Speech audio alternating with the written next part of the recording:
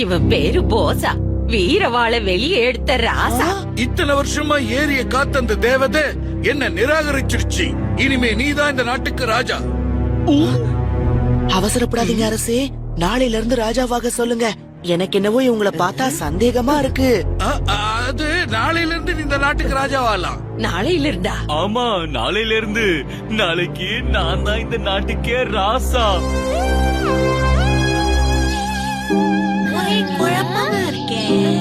அவங்க போய் சொல்றாங்க.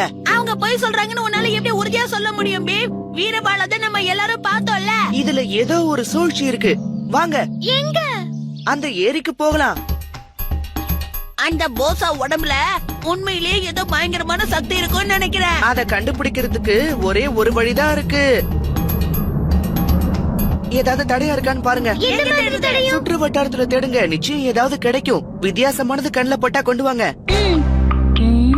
வித்தியாசமா?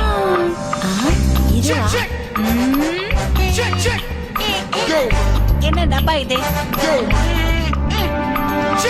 இந்த பீம்.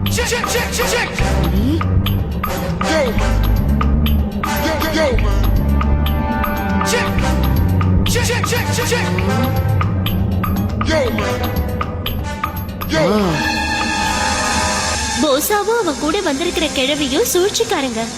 அவங்க இந்த பனியில எரிபொருளை ஊத்தி நெருப்ப பத்த வச்சு அதுக்கப்புறம் தான் வீரவாளை வெளியே எடுத்தாங்க. அவங்க இருக்க வேண்டியது அரண்மனையில இல்ல, சிறைச்சாலையில. இந்த விஷயத்தை மகாராஜா கிட்ட சொல்லியாகணும்.